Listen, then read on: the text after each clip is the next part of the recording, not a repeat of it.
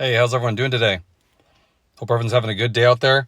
So I want to bring you a quick video. This time it involves a popular Honda vehicle that's brand new at 2023, that there's a big problem with them that Honda is emitting.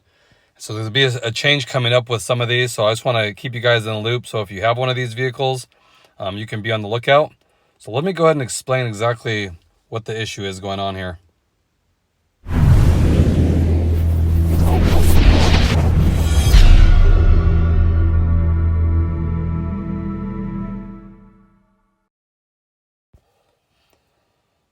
So what this has to do with, it's affecting just the 2023 Honda HRV. So here's what the car looks like, and here's the issue that's going on. So I guess on these cars, a lot of the rear windows are just shattering for no reason. Now I know the Acura had this problem, or I think still has the problem with their RDX. So I don't know if they use some of the same parts. Kind of would make you think they do, since they're similar size. But it has to do with the rear windshield on these vehicles. And there have been a lot of issues where they'll just explode for no apparent reason. And this problem, it's pretty big. And the 2023 HRV just came out as well. And it's already had hundreds of instances where this has happened. So I guess Honda's admitting that they know there's an issue with it. And what they're saying, it's linked to the defroster. So in their words, they've noticed that it's the issue involving how the defroster lines are sealed onto the actual window. So they're saying it's the sealer used to secure the rear window that comes in contact with the defroster heating elements. Over time, it can weaken the glass, and which causes it to shatter. So that's what they're saying. It kind of makes sense. I mean, I could see that, but I'm sure they would have to be using a different process for those defroster lines, because every car that I know has defroster lines in it, Hondas and Acuras alike, and they don't have the exploding rear windshield issue. So I don't know if it's particular to the HRV, and then I know the RDX it's a huge thing with that car as well. So they are doing right now, they're not doing a recall, but they're doing what they call a voluntary product campaign. So right now, they said that they're just securing all the parts they need.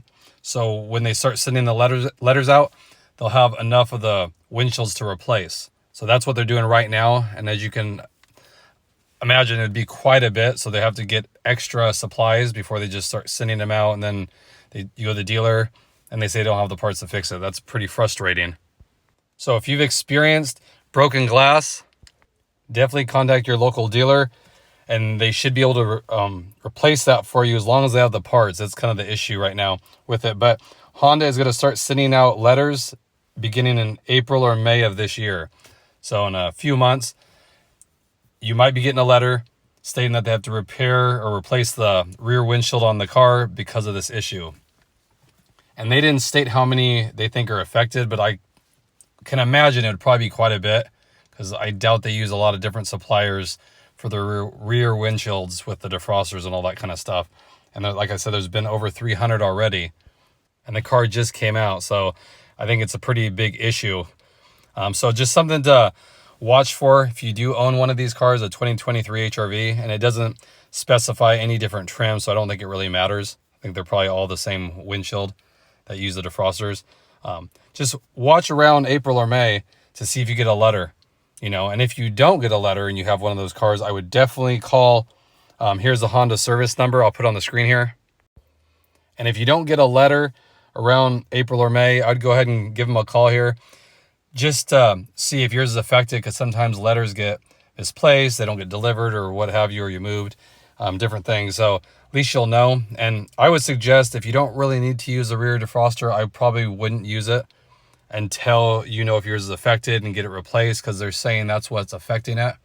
Like I said, if you're in snowy conditions, I could understand, but if you don't really need it, I would probably just hold off, because that might prevent a future breakage of your windshield, which is kind of a mess and clean up, and the shards get everywhere. It's kind of a pain to deal with. So if that's all you have to do is not use it until it get fixed, I probably would go that route too. So again, I just want to keep you guys in the loop. Hope everyone's having a great day out there, staying safe.